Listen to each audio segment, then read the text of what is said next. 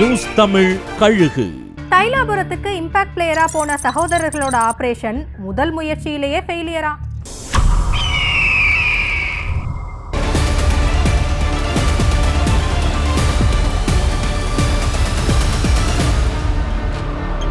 ஒரு காலத்துல பாமகவிலிருந்து பிரிஞ்சு போன வேல்முருகனோட அண்ணன் திருமால் வளவன் இப்ப தமிழக வாழ்வுரிமை கட்சியில பின்புலத்துல பக்கபலமா நின்னு வேலைகளை பாத்துக்கிட்டு வர்றாரு.